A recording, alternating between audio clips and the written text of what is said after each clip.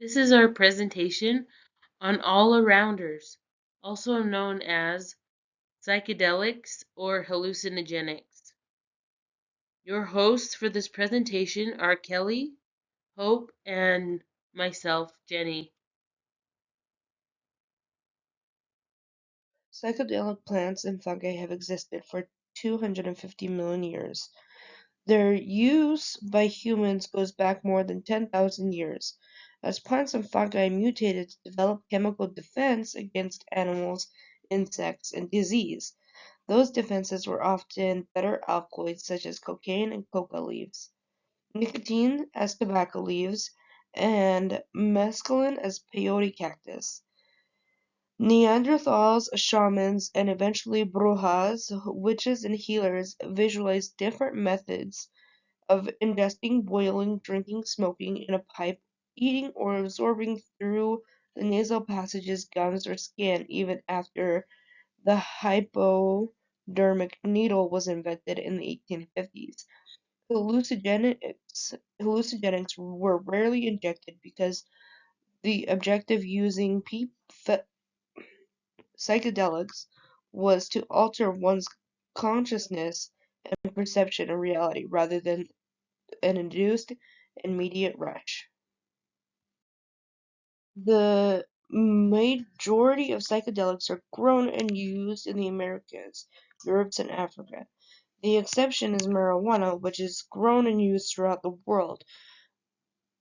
And hundreds of tribes in America, such as the Aztec and other tribes, have used peyote, psilocybin mushrooms, yage, marijuana, and morning glory seeds for religious, social ceremonies, and medical purposes.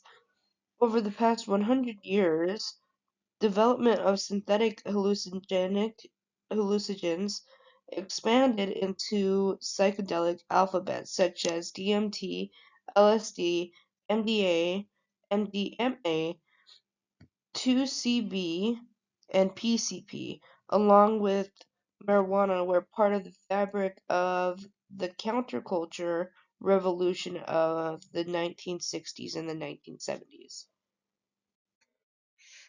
So psychedelics are more popular among the white users, followed by Hispanics.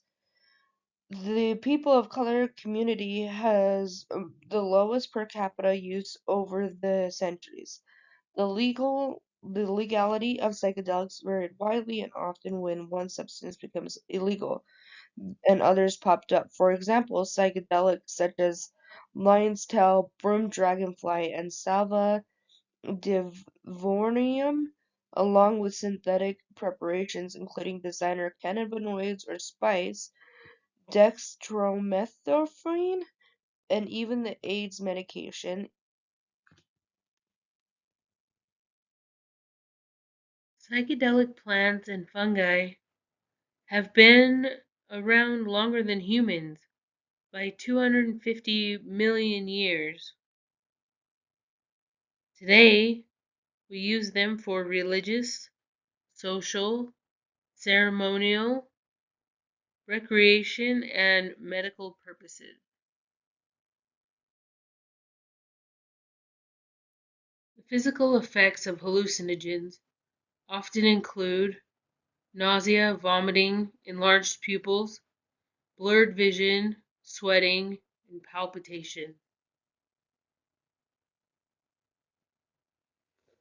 On the other hand, hallucinogens have a powerful effect on the brain.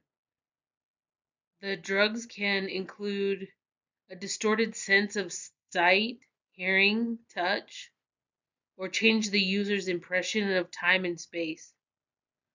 On some trips, users experience sensations that are enjoyable and mentally stimulating with a sense of heightened self awareness and insight.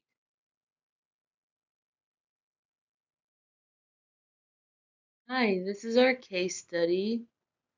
Sarah is 16 years old, Hispanic female, recently moved to a new town, having trouble adjusting, difficulty communicating with family about her feelings, meets new girls in school and introduced her to drugs.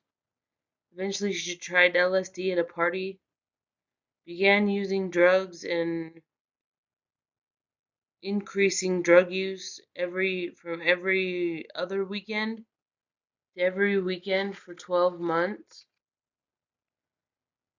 It has impacted her academic performance as well as put a strain on family relationships. Her ADLs are also declining and she wants to get help. This is the assessment, diagnosis, and level of care section of our presentation today. We did a number of screeners on Sarah, and here's the results. Dassy is a 46. Sassy is an A3, meaning that classifies her as having a SUD. And the Holmes Ray, the client scored 300. As far as her diagnosis goes, we diagnosed her with an F1610, which is other hallucinogenic use disorder. We believe she should do an intensive outpatient treatment program to have access to drug treatment, therapy, and groups. And here is our reference page. Thank you for watching. Have a great day.